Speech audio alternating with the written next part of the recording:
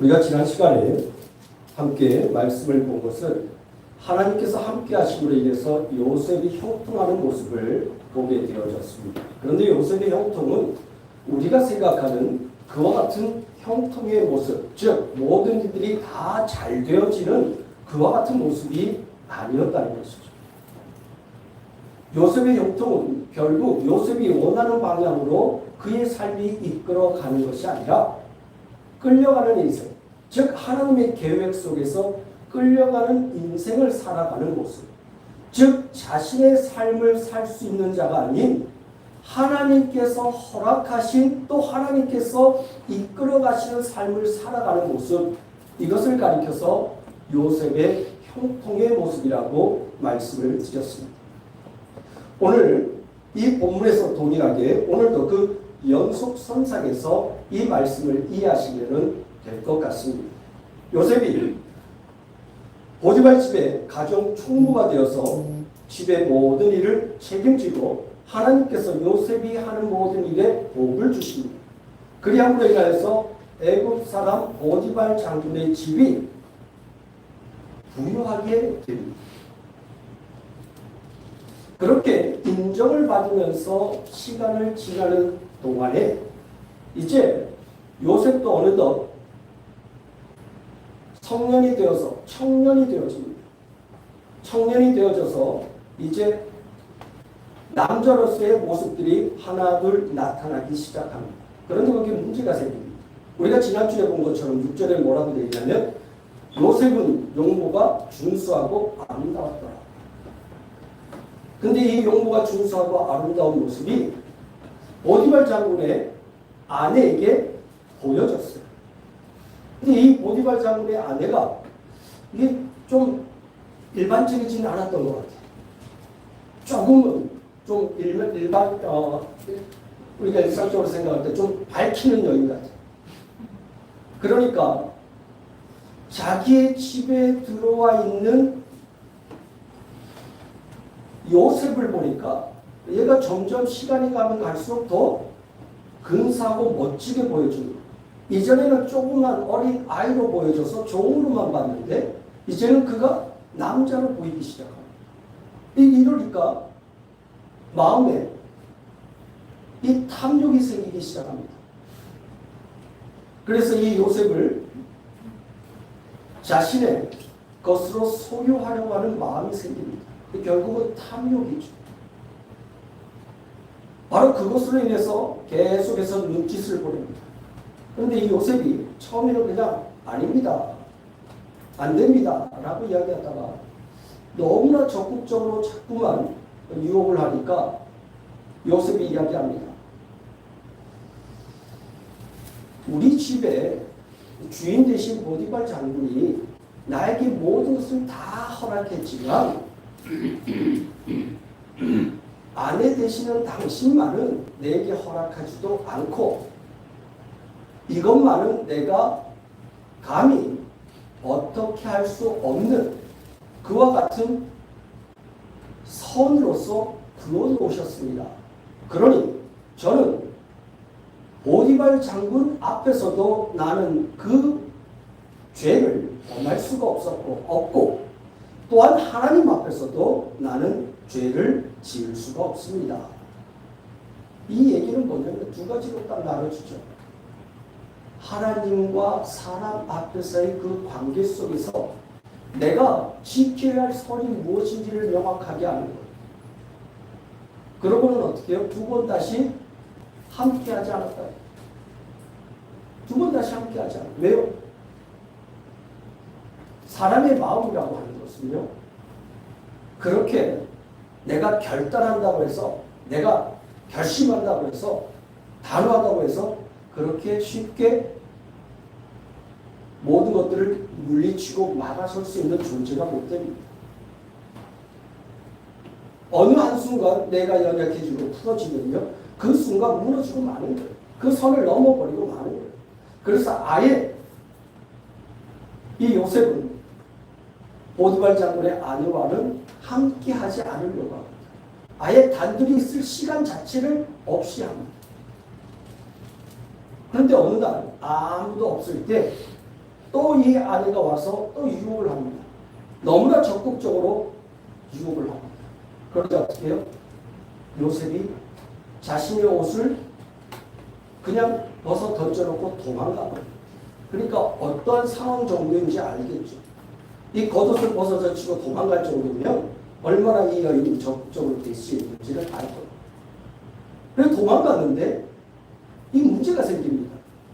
그렇게 욕망을 가지고 욕정을 가지고 가까이 했던 그 남자가 자신의 모든 것을 다 내어 보이면서 유혹을 했음에도 불구하고 도망가니까 이제 그게 수치심으로 바뀌어버려요.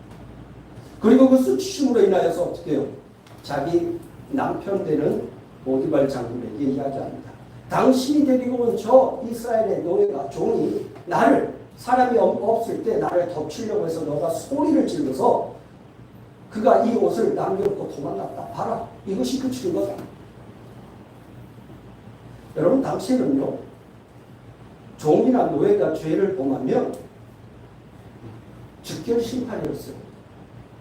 당장 죽이든지 쫓아내든지 아니면 몰매를 때리든지 이게 당시의 법이었습니다. 그런데 이상하게 이 보디발 장군은요. 그를 감옥에 가둡니다. 근데 그 감옥이 어떠한 감옥이냐면 정치범들이 수감되는 곳이에요. 여러분 한번 생각해 보세요. 내 아내를 겁탈하려고 했던 자, 그것도 종의 신분으로, 그것도 이방인이, 외국인이에요. 타국인이 와서 자기 아내를 겁탈하려고 했다. 종의 신분에서. 그럼 여러분들은 어떻게 하겠어요? 그냥 그를 감옥에 그냥 놔두겠어요? 집어넣겠어요? 당장 즉결 심판을 내리는 거예요. 그때 그 목숨은 누구에게 달려있어요? 주인에게 소유권이 있어요. 그러면 그냥 죽여버리는 것이 마땅한 모습이었습니다. 그런데 어떻게 해요? 그를 감옥에 가뒀다는 거예요. 그렇다면 그 감옥에 가둔 것은 다른 말로 표현하면 그를 보호하려고 하는 모습이었다. 보디발 장군이 도리어 자신의 아들을 겁탈하려고 했던 요셉을 보호하려고 감옥에 가둬버립니다. 감옥이라고 하는 것은 한편으로는요. 죄를 지어서 들어감으로 인하여서 억울한 누명을 벗을 수 있는 기회를 얻게도 되어지지만 또 한 가지는 그를 죽이려고 하는 자들에게서 보호하는 보호막이 될 수도 있어요. 우리가 잘 알다시피 사도 바울이 감옥에 갇혀지는 것이 당시에 사도 바울을 죽이지 않으면 자신들은 물 한 모금도 먹지 않고 밥도 먹지 않겠다고 금식하면서 그를 죽일 날만 기다리고 있었던 이스라엘 백성 유대인들이 있었어요. 그들에게서 끌어내서 감옥에 가둔 것은 뭐예요? 바울을 죽음에서 보호하는 모습이었습니다. 그러니까 오늘 이 보디발 장군이 행하는 이 모습은요. 어찌 보면 자기 아내에게서 이 요셉을 보호하는 모습이 함께 나타나고 있는 거예요. 그리고 이제 그 속에서 간수장이 요셉이 하는 모든 일들에 대해서 전혀 상관하지 않습니다. 관여하지 않습니다. 그가 하는 대로 다 놔둬요. 왜? 그가 어떠한 자인 줄을 알고 있었기 때문에. 한번 생각해 보세요.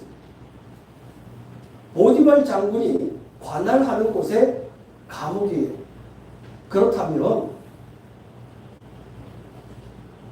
그의 가족이 어떠한지, 누구인지, 또 보디발 장군의 집에서 일하는 그 하인들이 어떠한 사람인지를 다 소문이 나서 다 알게 되어져 있습니다. 그러니 감옥에 가서도 그 간수장이 요셉을 봤을 때 어떻게 봤을까요? 내가 널 그렇게 안 봤는데 역시 너도 어쩔 수 없구나 라고 생각했을까요? 전혀 그렇지 않습니다. 이미 그의 성품과 그의 행하는 모든 것들을 오랜 세월 동안 다 보아왔어요. 소문이 났겠죠. 그가 가정 총무로 있음으로 인해서 보디발 장군의 집이 부유하게 되어졌다. 그 소문이 얼마나 많이 빨리 퍼졌겠어요. 그러니 요셉에 대한 사람들의 인식은 결코 나쁜 인식을 갖고 그를 대하지는 않았다는 겁니다. 바로 그러한 모습 속에서 이제 감옥에 갇히게 되었죠. 그런데 이상한 건요, 이 모습을 성경은 뭐라고 하냐면 하나님이 요셉과 함께 하심으로 인해서 그가 형통하게 되었다라고 오늘 말씀하고 있습니다. 형통하게 되었다면 감옥에 안 가는 게 형통이죠. 모함을 받지 않는 게 형통이죠. 아니, 종이 되지 않는 것이 형통이죠. 아니, 형들에 의해서 팔려가지 않는 것이 형통이죠. 아버지 집에서 좋은 채색 옷을 입고 좋은 음식을 먹으면서 살아가는 것이 그것이 바로 형통한 모습 아닙니까? 그런데 성경은 하나님께서 그러한 곳으로 계속해서 아래로 밀려가게 하는 것, 이것을 가리켜서 성경은 계속해서 하나님께서 그를 형통하게 하셨다라고 말씀하고 있는 거예요. 우리가 지난주에 본 것처럼 형통이라고 하는 것은 내 뜻대로 이루어지는 것이 형통이 아니에요. 내 삶이 하나님의 뜻 가운데서 하나님의 뜻을 드러내는 삶을 보여주는 것, 이것이 바로 그의 형통한 삶이라고 말씀하고 있습니다. 하나님이 함께 하심으로 인해서 형통하는 삶이야. 내 삶의 영역에서 하나님의 선하신 뜻이 드러나는 거예요. 하나님께서 계획하시고 하나님께서 뜻하시는 모습들이 나타나는 거예요. 이것이 바로 형통의 모습. 요셉도 이제는 하나님께서 자신을 어떻게 이끌어 가시는지를 조금씩 알아가는 모습인 것 같습니다.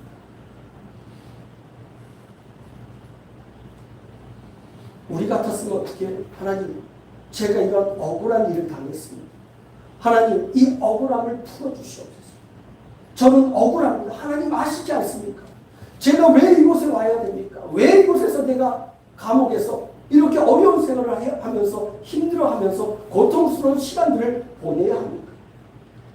하나님, 나의 이 억울함을 기억하시고 이 문제를 해결하여 주시옵소서라고 기도할 거예요. 그런데 성경에서 요셉의 기도 속에 이와 같은 모습이 전혀 없습니다. 아니, 기도했다는 모습도 없어요. 그렇다면 어떻게 해요? 나에게 주어진 그 모든 상황을 그대로 받아들였다. 내가 지금 겪고 있는 모든 상황과 환경들을 그대로 받아들였다는 거예요. 왜? 이것이 하나님의 뜻이 이루어지는 길이라. 이것을 통해서 하나님의 그 뜻이 나타난다면 그 모든 것들을 다 받아들이는 거예요. 그리고 묵묵히 그 길을 걸어가는 거예요. 그러면서 그곳에서도 최선을 다하는 거예요. 그곳에서 내가 할 수 있는 일이 무엇인지를 보고 거기에 최선을 다하여서 일하고 있는 모습이 바로 요셉의 모습이었어요. 종으로 끌어내려왔더니 종으로서 최선을 다합니다. 감옥으로 가둬놨더니 그 감옥에서 가둬져서 할 수 있는 자신의 최선의 것, 그곳에서 하나님의 사랑임을 드러낼 수 있는 최선의 모습으로 살아가고 있는 모습, 이것이 요셉의 모습이었어요. 그러자 그 간수장이 어떻게 해요? 맡겨버리는 거예요. 너 마음대로 해라. 감옥에서 나가지만 말고 그 외에는 너 마음대로 해라라고 이야기를 합니다. 오늘 우리는 우리의 상황과 환경 속에서 늘 원통해합니다. 억울해합니다. 나는 이럴 수 있는 사람이 아닙니다. 나는 이러한 곳에 내가 머물 수 있는 자가 아닙니다. 하나님, 이곳에서 나를 속히 벗어나게 하여 주시옵소서. 내가 꿈꾸는 저 높은 곳을 향해서 달려갈 수 있도록 도와주시옵소서. 하나님, 나에게 꿈을 주지 않았습니까? 그 꿈을 이룰 수 있도록 나를 도와달라고 그렇게 이야기합니다. 근데 요셉은 전혀 그게 아니에요. 이끌어가면 이끌어가는 대로, 밀려가면 밀려가는 대로 그곳에서 자신이 할 수 있는 최선을, 내가 섬기는 하나님이 어떠한 분이신지를 드러내는 삶을 살아가는 것이 바로 요셉의 삶이었습니다. 오늘 우리의 삶은 어떻습니까? 하나님께서 우리를 이끌어 가시는 그 이끄심에 따라서 정말 순종하며 그것으로 인해서 하나님 앞에, 하나님, 내가 그러면 이곳에서 무엇을 하기를 원하십니까? 하나님, 내가 이곳에서도 하나님의 영광을 드러내고 하나님의 성품을 드러낼 수 있는 하나님의 사람이 될 수 있도록 하나님 도와주세요. 이 기도를 하고 있습니까? 아니면 하나님, 이곳은 내가 있을 곳이 아닙니다. 그러니까 나는 이곳에서 벌어서나 좀 더 좋은 곳, 좀 더 넓은 곳, 좀 더 높은 곳으로 나를 이끌어 주십시오. 그렇게 하면 내가 그곳에서 하나님의 영광을 드러내겠습니다. 오늘 우리의 마음은 어떻습니까?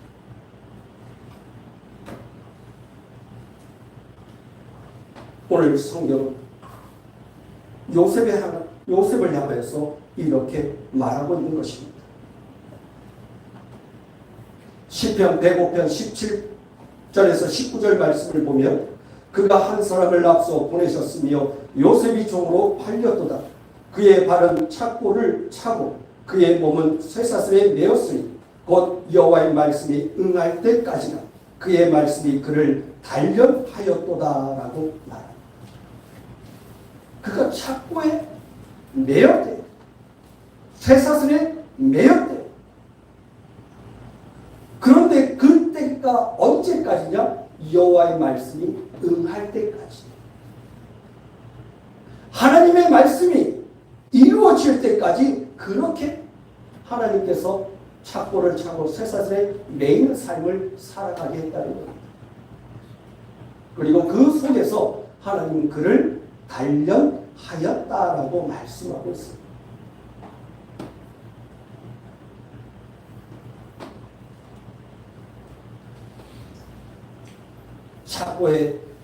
착고를 차고 쇠사슬에 매인 모습은요, 당시의 종과 노예의 모습이었습니다.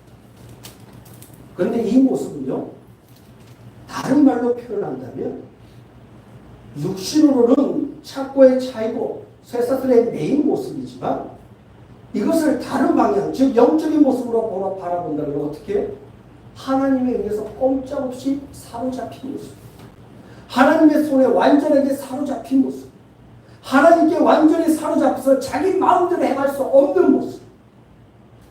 그래서 하나님의 말씀이 그를 통해서 하나님의 뜻이 완전하게 이루어질 때까지는 하나님이 그를 꽉 붙잡고 있는 모습. 이 모습이 바로 요셉의 모습이었어요.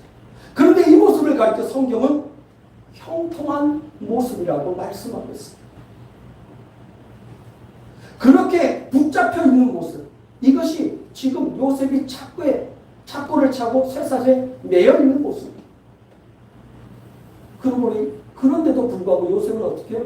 그것이 불편하지가 않아요. 그것이 원망스럽지가 않아요. 하나님의 그 뜻을 서서히 깨닫기 시작한 겁니다. 그를 단련하였다라고 시편에서 말씀하고 있죠. 하나님께서 그의 믿음을 단련시키는 거예요. 연단시키는 거예요. 그리함으로 인해서 자신을 통해서 하나님께서 무엇을 계획하시고 어떻게 이끌어가는지에 대해서 하나둘 깨달아가기 시작하는 겁니다. 그래서 우리가 보았던 창세기 50장에서 요셉이 형들에게 이야기하는 것이 그거예요. 당신들은 나를 팔았지만 하나님께서는 나를 통하여서 이 애굽 땅으로 하나님께서 나를 이끌어서 이 기근을 모면하기 위해서 미리 나를 먼저 보내셨고, 하나님께서 나를 이끌어 가셨고, 하나님께서 나를 여기에 세우신 것입니다. 그 이유는 당신과 당신의 자녀들을 살리기 위해서.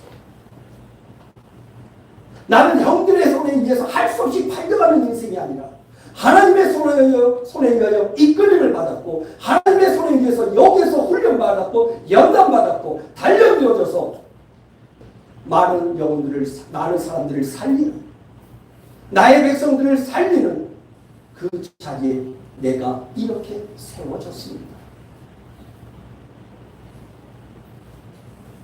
생각 자체가 틀린 거예요.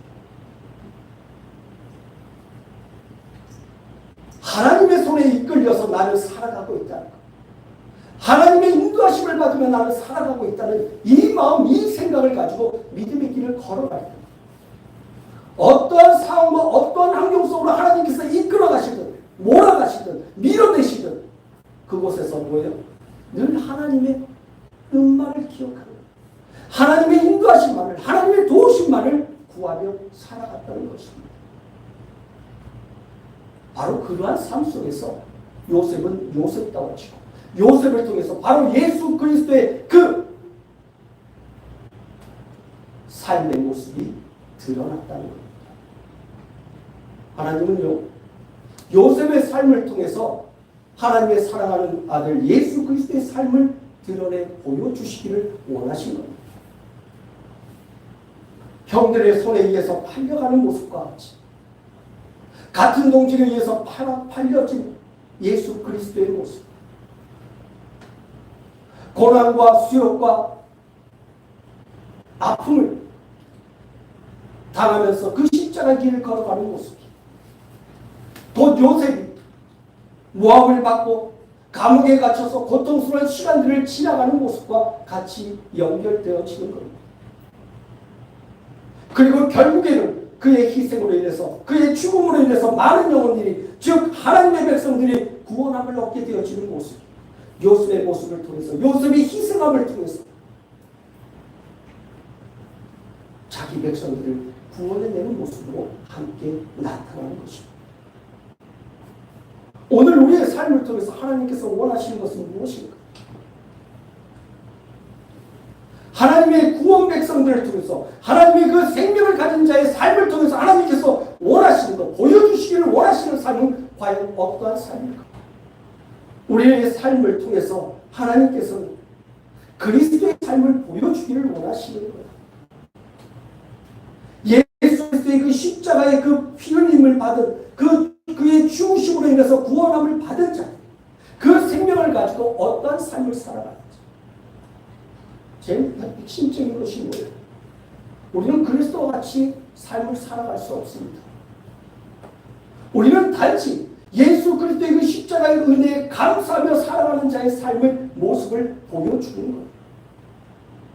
하나님, 나 같은 자를 구원해 주시고 나 같은 죄인을 위해서 십자가에서 돌아가시고 그 십자가에서 돌아가심으로 인해서 나 같은 자도 하나님 구원해 주셨군요. 하나님 감사합니다. 주님의 그 은혜가 아니었어요. 나도 저 세상 사람들과 같이 동일하게 세상 것들 추구하며 세상의 욕망들을 따라가다가 그냥 죽어버릴 수밖에 없는 존재였는데 나 같은 자를 하나님께서 살려주시고 감사합니다.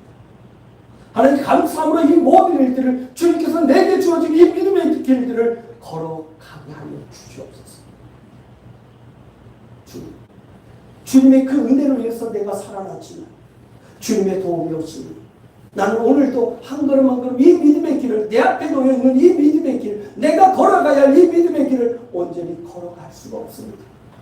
하나님, 오늘도 주님의 그 은혜를 올바로 깨닫고 그 은혜에 감사하며 믿음의 길을 걸어가는 자 되게 하여 주시옵소서. 이게 주님께서 우리에게 원하시는 길. 주님께서 우리에게 원하시는 것은 뭐 커다란 것 아니에요. 큰 업적을 이루고 오라고 주님께서 우리에게 말씀하신 것이 아닙니다. 뭔가 큰 일을 이루어서 너의 이름을 드높이고 그리함으로 인해서 너가 섬기는 그 하나님을 나타내라? 아니요. 우리 각자의 삶의 환경에서, 삶의 영역에서 내가 섬기는 하나님, 그 하나님이 어떤 분이신지를 드러내는 거예요.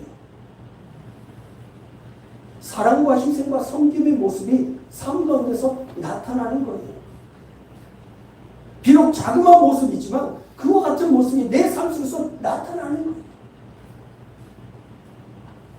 그것이 하나님의 은혜에 감사하는 자의 모습이에요. 내가 하나님의 은혜로 인해서 구원받아서 감사함으로 행하는 자가 어떤 대가를 요구할까요? 대가를 요구하지 않습니다. 당신이 내게 해준 것이 얼마인데 내가 이만큼 감사함으로 일한 것이 무슨 대수가 되겠습니까? 아니요. 그럴 수 없습니다. 도리어 준다고 해도 말리판이에요. 우리 이 땅에서도 그렇지 않나요? 우리가 큰 은혜를 받았어요. 큰 선물을 받았어요. 거기에 대해서 감사함으로 무언가를 제공하고 그의 필요를 조금 도와줬어요. 그러면 그 필요를 도와준 것에 대해서 또 뭔가를 요구하나요? 절대 그렇지 않죠. 그런 말씀 마세요. 제가 감사해서 하는 겁니다. 당신이 내게 허락해 주신 것, 당신이 내게 말씀해 주신 것, 그것이 너무나 감사해서 내가 이렇게 자그마하게 당신에게 이 모든 것들을 성의로 나타내는 겁니다. 절대 여기에 대해서 뭔가 보상하거나 대가를 저에게 지불하지 마세요. 그건 저가 당신에 대해서 감사하는 마음을 모욕하는 겁니다. 하지 마세요. 우리는 그렇게 되어지는 거예요. 이것이 하나님의 그 은혜에 감사하는 자의 삶의 모습이 되어야 되는 거예요. 그런데 우리는 어떻습니까? 뭔가 조금만 걸 행함으로 인해서 뭐예요? 뭔가를 자꾸만 요구해요. 내가 이거 했으니까 하나님 당신 나에게 뭘 주시오?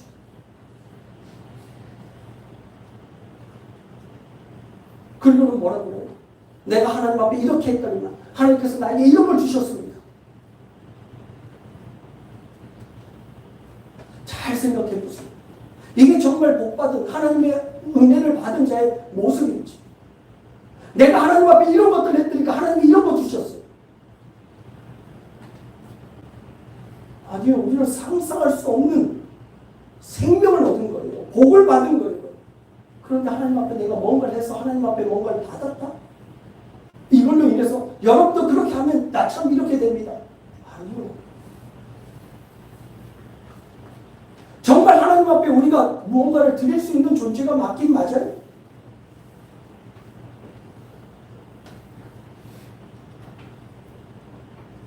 아닙니다.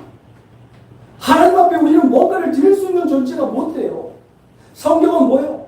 예수 그리스도에게로만 하나님께서 기뻐 받으신다. 주님께서 행하시는 그 모든 열매만 하나님께서 기쁘게 받으십니다. 그래서 우리에게 말씀하시는 거예요. 그리스도 안에서 행하라고. 그리스도 안에서 행하는 것들만 하나님께서 그리스도의 이름으로 받으십니다. 그럼 어떻게 해요? 우리가 행할 것이 아무것도 없는 거예요. 그러면 그리스도의 이름으로 행했다고 하는 것은 내가 했다고 하는 것이 아니에요. 누가 행했다고 이야기하는 거예요? 그리스도께서 행하셨다고 하는 게 그리스도의 이름으로 행하는 거예요. 야, 이거 누가 했어? 아, 그리스도께서 행하셨습니다. 누구의 이름으로?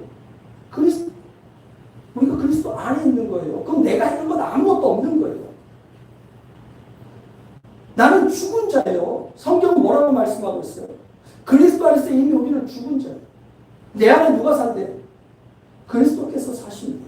그러면 예수 그리스도를 영접하는 그 순간, 예수 그리스도의 생명이 내게 주어진 그 순간, 그 이후의 삶은 누구의 삶이라는 거예요? 그리스도께서 행하신 삶이에요. 그런데 내가 행했기 때문에 하나님 뭘 달라고 요구할 수 있어요? 없어요. 그리스도께서 행하셨다면서요. 나는 죽었다면서요. 만약 그렇게 무언가를 요구하는 자들이 있다면 그건 아직도 내가 죽지 않은 거예요. 내 이름으로 하나님 앞에 뭔가를 요구한다는 거예요. 그럴 수 없다는 겁니다. 정말 내가 그리스도 안에서 예수 그리스도와 함께 십자가에 못 박혀 죽었다고 하는 것을 고백하고 그것이 믿어지고 그것으로 해서 내 삶이 하나님 앞에 온전하게 드러난다면 한 가지 감사할 수 있는 것, 한 가지 만족할 수 있는 것은 뭐냐? 예수 그리스도의 생명이 내 안에 있다는 것. 내가 그리스도 안에 거한다는 것. 그리스도의 생명으로 나는 영원한 하늘나라를 소망하는 자가 되었고 그 영원한 하늘나라의 유업을 이을 자가 되었다는 것, 그거 하나로 감사하고 그거 하나로 만족하는 자가 되는 거예요. 그거 왜? 다른 것으로 우리는 만족할 수가 없어요. 오늘 요셉은요, 이걸 깨닫는 거예요. 하나님께서 이끌어 가시는 그 모든 모습 속에서 내가 원하고 내가 바라는 것으로 이루어가는 것이 나에게 만족이 되고 기쁨이 되는 것이 아니라 내 삶 속에서 하나님의 선하신 뜻이 이루어지는 모습들이 그리고 내 연약한 모습이지만 그 연약한 모습에서 하나님의 영광이 드러나는 모습, 그것으로 인해서 요셉은 기뻐하는 거예요. 그래서 어떻게 해요? 감옥에서도 기뻐하는 거예요. 감옥에서도 최선을 다해서 자신의 삶을 살아가는 거예요. 오늘 우리의 삶의 영역 속에서 내가 원치 않는 그 길 가운데서 그 터널의 그 한가운데 머물러 있다고 생각되어지는 그때에 주님의 은혜를 다시 한번 묵상하시오. 주님, 제가 할 수 있는 것이 뭘까요? 이 어두운 터널 한가운데 놓여있는 제가 할 수 있는 일은 뭘까요? 주님 가르쳐 주세요. 그냥 맥이 풀려진 가운데 아무것도 못하는 무기력한 상태로서의 삶을 지나가는 인생이 아니라 그 어두운 곳에서도 정말 한 줄기 빛으로 하나님의 영광을 드러낼 수 있는 나의 삶은 무엇인가? 하나님 깨닫게 하여 주세요. 한 줄기 빛을 드러낼 수 있는 빛의 자녀로서의 삶을 살기 위해서 나는 무엇을 해야 될지 하나님 가르쳐 주세요. 이것이 바로 하나님의 백성의 모습이에요. 결코 하나님은 우리를 무기력한 삶으로 무기력한 인생을 살아가도록 하나님께서 냅두지 않았어요. 그것을 하나님께서 원치 않으신다는 거예요. 하나님이 원하시는 삶, 그 한 줄기 작은 빛이, 하나님 나에게는 그 능력이 없어요. 하나님 아시잖아요. 나는 어떤 곳에서도 내 힘으로 내 능력으로는 빛의 자녀로서의 삶을 살 수 없다는 것 하나님 아시잖아요. 하나님의 뜻을 드러내기 위해서 하나님 내가 무엇을 해야, 하나님 이 가운데서 하나님은 나를 어떤 삶을 살도록 하나님 나를 이끌어 가시는 겁니까? 하나님 나를 어떤 삶을 살도록 하나님 나를 인도하시는 겁니까? 깨닫게 하여 주세요. 가르쳐 주세요. 이게 기도예요. 내가 원하는 것을 성취하기 위해서 무언가를 요구하는 기도가 아니에요. 이미 모든 것을 소유한 자로서 하나님 앞에 이제는 감사함으로 하나님 앞에 하나님께서 원하시는 것이 무엇인지를, 그리고 그 원하시는 그 뜻을 이루기 위해서 하나님 앞에 은혜를 구하고 다시 도움을 구하고 능력을 구하는 삶을 살아가는 것, 이것이 바로 하나님의 사람의 모습인 줄로 믿습니다. 오늘 이 요셉의 삶을 통해서 하나님께서 형통하게 하시는 이 모습 속에서 오늘 하나님, 저도 나의 삶의 영역에서 형통한 삶을 살게 하여 주시옵소서. 하나님, 하나님의 손에 붙잡혀서 형통한 삶을 살아가는 인생이 되게 해달라고 하는 그 기도와 간구가 우리 가운데 있을지 주님의 이름으로 축복합니다. 기도하겠습니다.